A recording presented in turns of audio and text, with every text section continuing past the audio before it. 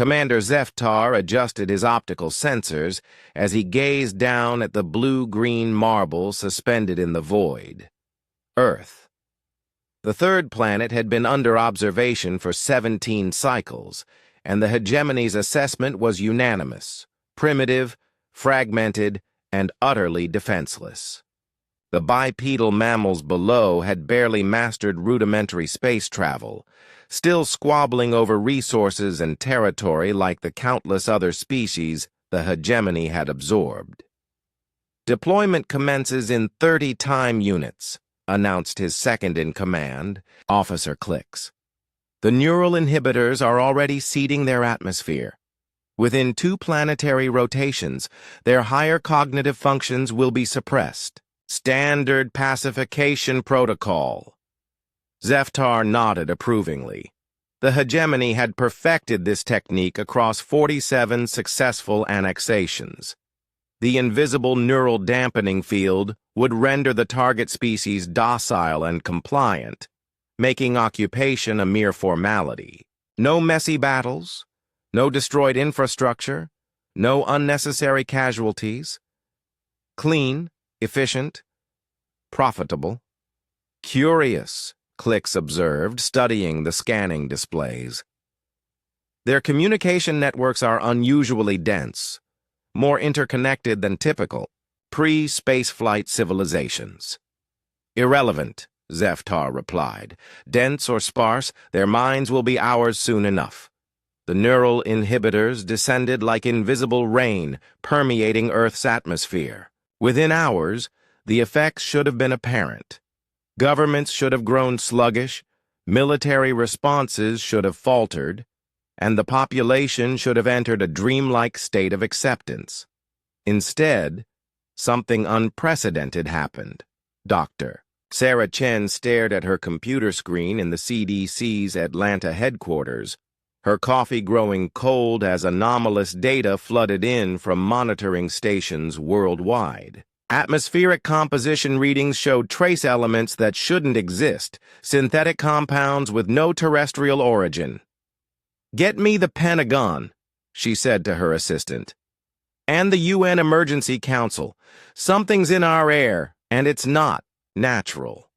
Across the globe, similar discoveries were being made. Dr. Raj Patel in Mumbai noticed cognitive enhancement readings spiking in his neurology lab. Professor Elena Volkov in Moscow detected her students performing impossibly well on complex problem-solving tests. In São Paulo, Dr. Carlos Mendoza watched in amazement as his research team solved equations that had puzzled them for months. The neural inhibitors, designed to suppress cognitive function in a species with standard neural architecture, were having the opposite effect on humanity.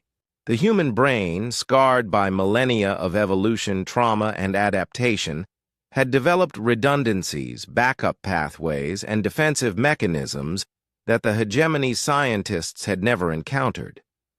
Within 18 hours, humanity's response was unlike anything in the hegemony's extensive records. "Sir?" Officer Klix's voice carried an edge of uncertainty. "The inhabitants, they're not responding as predicted. Their neural activity is increasing, not decreasing." Zeftar's optical sensors refocused sharply. "Impossible. Run a diagnostic on the inhibitor systems." "Already completed, sir. All systems functioning within normal parameters, but the target species appears to be adapting." On Earth, Dr. Chen found herself part of an unprecedented global collaboration. Scientists, engineers, hackers, and researchers who had never met were working in perfect synchronization through the planet's communication networks. The same connectivity that Klix had dismissed as curious was now humanity's greatest weapon. 17-year-old coding prodigy in Seoul identified patterns in the atmospheric contamination. A retired aerospace engineer in Detroit recognized the signature of exotic matter manipulation. A theoretical physicist in Cairo calculated the likely source coordinates. A former military satellite programmer in Tel Aviv found a way to reverse engineer the inhibitor frequency. They called it the network effect, humanity's unique ability to become more than the sum of its parts when faced with existential threat. "Commander," Klix reported, his voice now tinged with what could only be described as fear. "They're launching something. Multiple projectiles from various surface locations." Zeftar watched in disbelief as crude but effective rockets burst through Earth's atmosphere, each carrying payloads that his sensors couldn't quite identify. They weren't weapons in any conventional sense.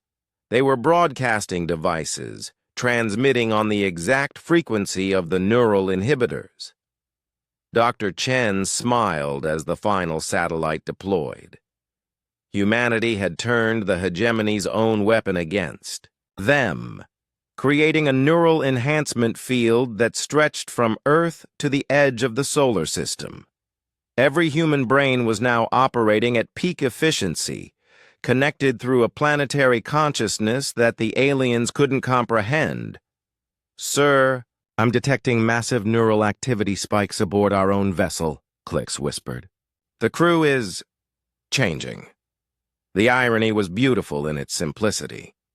The hegemony's multi-species crews, exposed to humanity's reversed neural field, were experiencing something their rigidly hierarchical society had never allowed.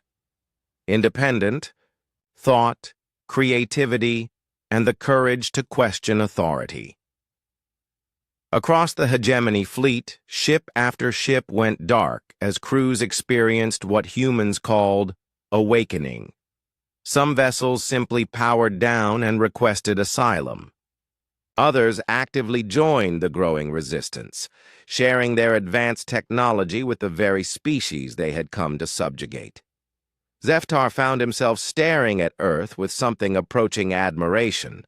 The neural field had affected him, too, stripping away layers of programmed compliance and revealing a mind capable of appreciation for elegant solutions.